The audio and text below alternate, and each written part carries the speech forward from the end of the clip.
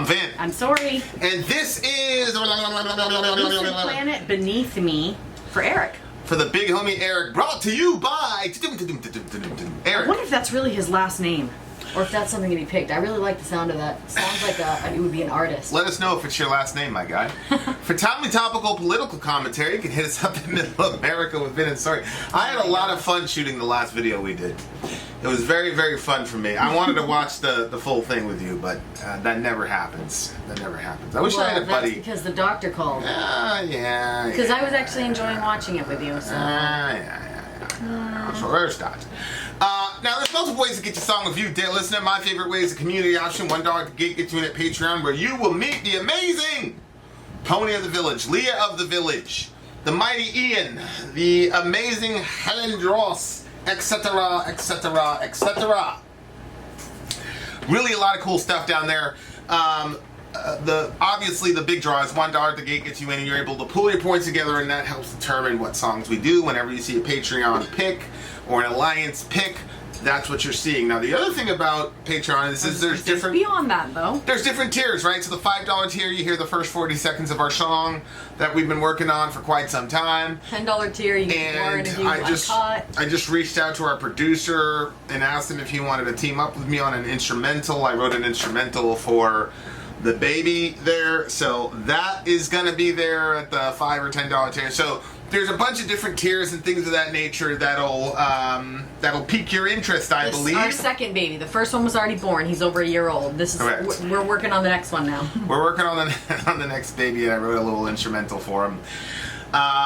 So there's a lot there, right? So it starts at $1 and it goes up. Now, if you're a filthy capitalist like Sori and you don't want to work with a team and you want everything for yourself, yo lonely, then $125 gate gets you straight in front of the line. You get to hop, skip, and jump in front of everybody, which is what the big homie did. And you do that 3 times, you get pushed down to the $75 rate. And so that is why we are listening to Lucid Planet Beneath Me right now. So vinandsorimerch@gmail.com if you wanted to go to the PayPal option. Yeah, links are in the description. Links are in the description. And let's go. Here we go. And a little bit of atmosphere. Tooly, a little bit tooly.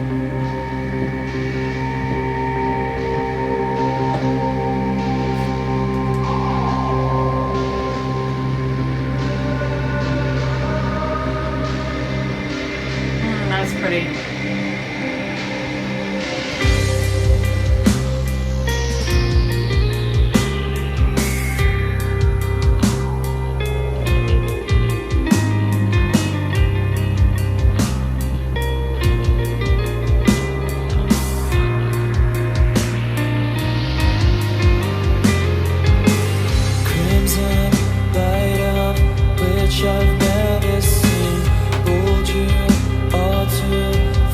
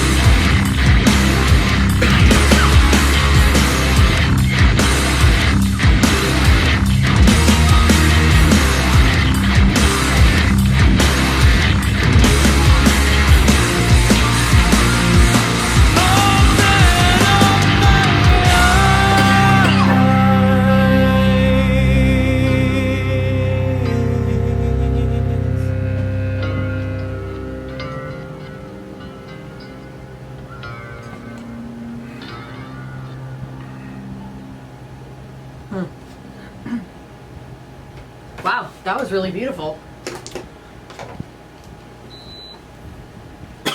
That was really beautiful. Did These guys are I found their website. Go ahead. So if I was to take a stab at what the song meant, I would just say that it had something to do with, you know, overall the different ways that people or people in authority and, you know, even people that aren't, that try to influence and lead other groups of people, lying to them and getting to them to believe certain things and do certain things and react certain ways.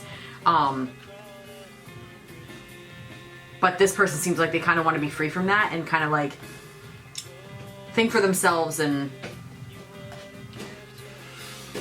open up their eyes. So there's a lot of things going on here for me because it's got that Tool vibe to it, but at the same time it's got that sort of psychedelic DMT type of like, you know, other plane. Even the name of the band, Lucid Planet, which is sort of kind of on the Gaia idea, right? That the planet itself is conscious. You know what I mean? And so, and then they've got 3 records. One of them is Hidden in Plain Sight, which, you know, there's an eye right there, right? And then the other, and they just came out with a record 2020. And then you got this one, Lucid Planet. The name of the whole record is Lucid Planet, right? And the eye is kind of being featured there, right? And then on their third record, the third record came out this year, is 2020. I can't find the thing, but I'm pretty sure it was another eye. Hold on, let me check. I'll tell you what, I don't know if the baby can hear, like if it's coming in my ears, like I don't know if the vibrations can be heard down in my belly, but this little guy was going all over the place. Was he? Yeah, big time. Okay, so this is the name of the third record is called Lucid Planet 2. Oh my gosh, a lot of eyeballs in that and too. Like even the tree thing there looks like an eye, like if you look at it like from farther away. So like It's eyes. yeah. My meme would have been not a fan of that. Yeah, so it just looks like, you know, like the point of the band itself almost. At minimum, the point of the last 2 records is about like consciousness and being conscious of Yeah.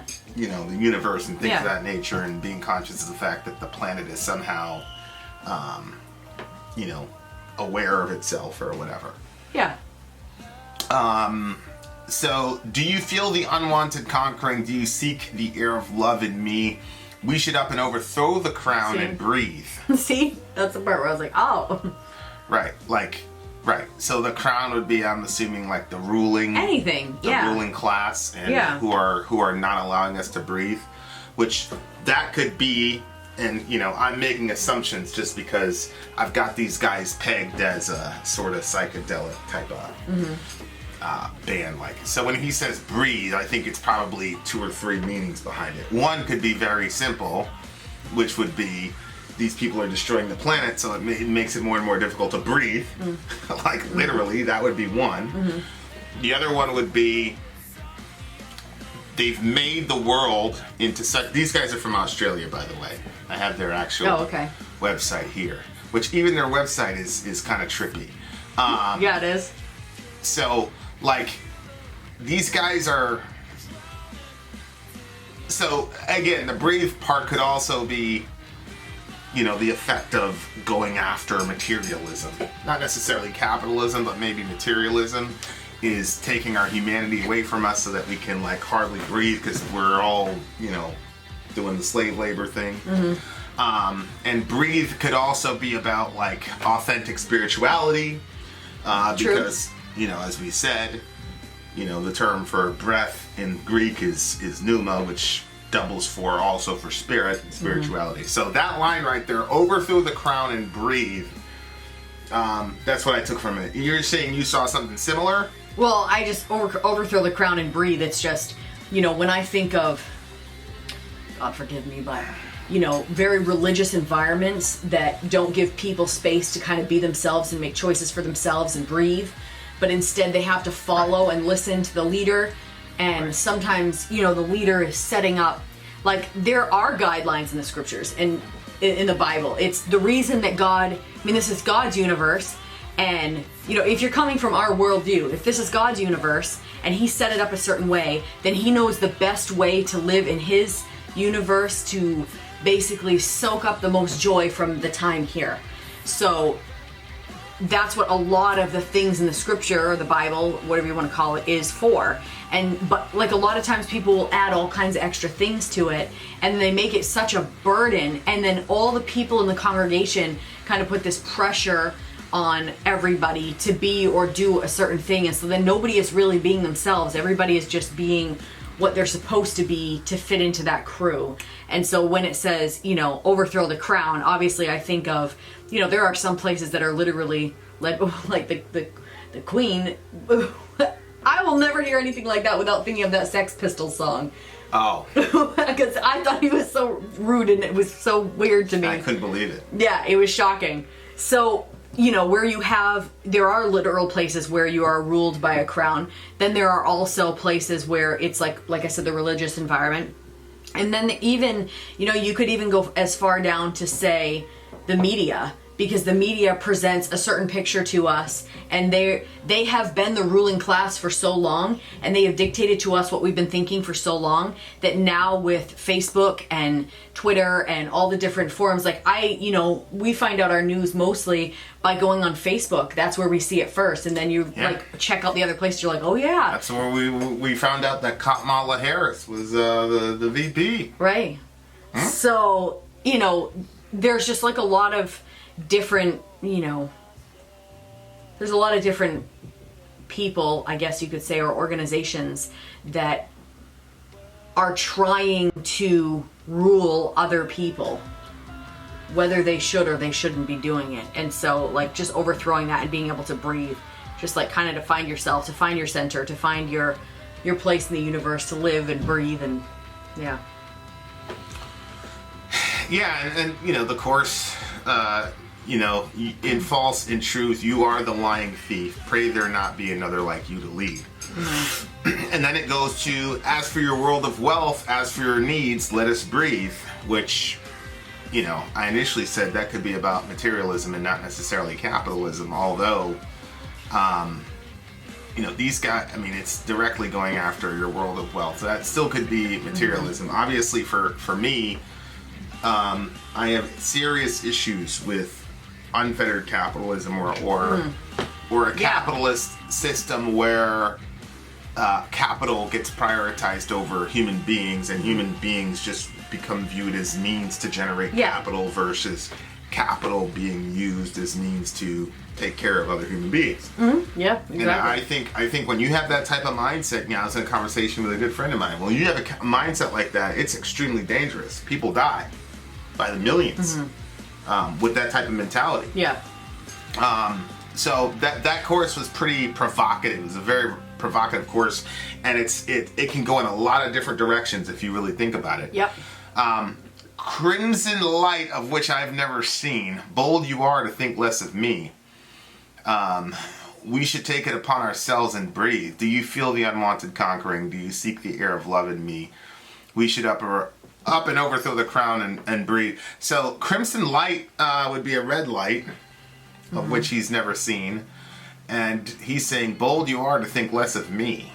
So I think what he's saying is he's not going to stop until the crown people are overthrown, because he's never seen a red light. You know what I mean? Like, so I'm interpreting the crimson light as a red light. Yeah, you're probably right. But the song was too deep and poetic to say red light. Right. So he said crimson's. Right. Yeah, bold are you to think less of me. Like, in other words, you think I'm going to stop. But that's pretty bold of you, because... Well, that's what happens with elite people, is like they think that because they're they dominate in a certain area, that means that holistically that they're going to, dominate. So they make assumptions about people beneath them that are bad assumptions. Mm-hmm. I was just watching this rapper from Chicago. He's talking about, he's making fun of this dude. He's like, yeah, I thought he was soft, blah, blah, blah. The dude came out with, bah, bah, bah, bah, bah. So, it's a terrible analogy, but that's on my brain, right? So I took the bold are you to think less of me as like, who are you to judge me? Like, you're a scummy, horrible, terrible person. And you have the audacity and the unmitigated gall to judge me. And you're appealing to your how much capital that you have been able to amass for yourself, and that is the place from which you're judging me. But you amass that capital through horrible means, and whatever. So the very thing that you're using to judge me, you're horrible. So like, how dare you? And then I think he leaves. Do you feel the unwanted conquering? Do you seek the ear of love in me? I think he's talking to them like, it's coming, like there's no way for you to overcome it.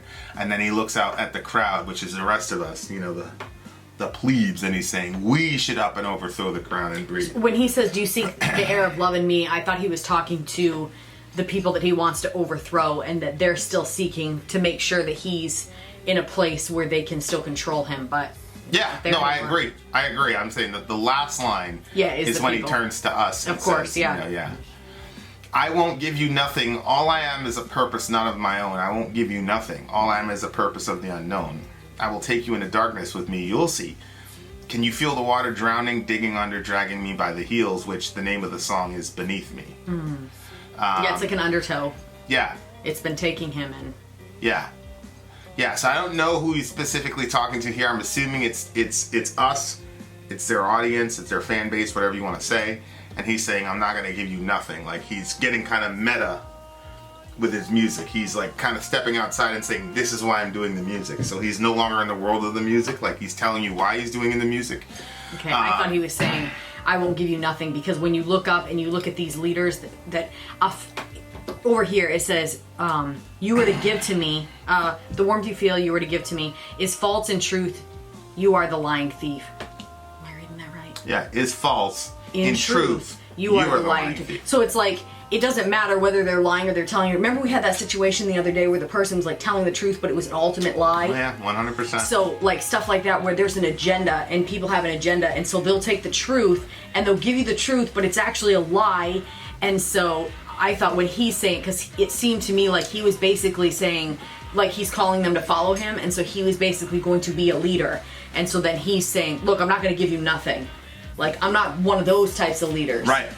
Right, that's what you were saying. Yeah. He's saying he's giving it. His contribution is through his music. Yeah, and all I am is a purpose of the unknown. Right. So like, I'm an instrument. Like, don't worship me as a rock star. Yada yada yada. 'Cause I agree. I'll take you into darkness with me. You'll see.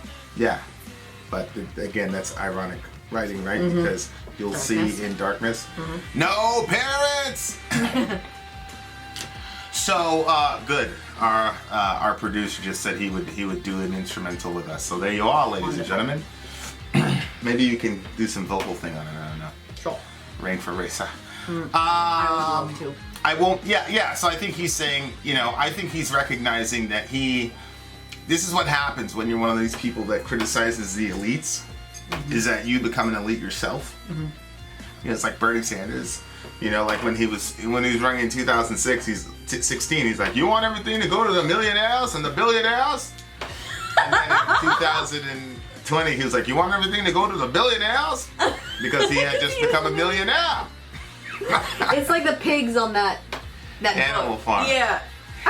Yeah. I wouldn't go that far with Bernie, but I think this is probably them recognizing, like, okay, you've now become an elite. Like you're separate from the rest of us now, my guy. And so he's saying he's not going to abuse the power, and he's kind of saying, I'm a purpose, and I'm not my own. I'm like being used as a vessel by the who knows, the collective consciousness, whatever you want to say. You know what I mean?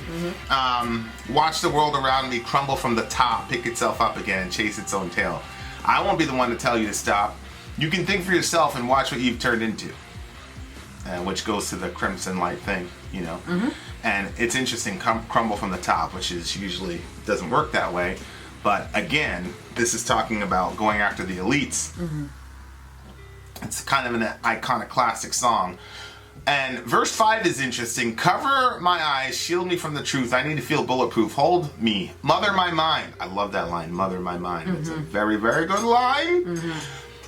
Let me know that I am real. Teach me your ways so I dare not think for myself. Wait until the day will come when I will open up my eyes. So, like, verse 5 is his probably criticism of the masses. And, you know, there really wouldn't be a group of elites if the masses weren't just mindlessly following them. I know. Like, you can, like, for example, this is going to get very dangerous. You can support Kamala Harris and Joe Biden, or Joe Biden and Kamala Harris if you want. As long as, you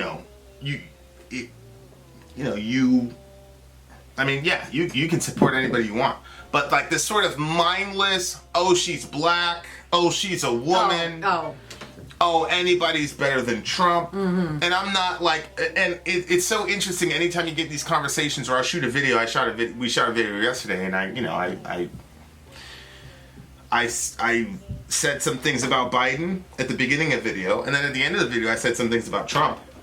But the person got so triggered by what I said about Biden. So it's just like this like herd mentality, sheep mentality, and both sides of the political there are people on both sides on the spectrum that this is completely true of.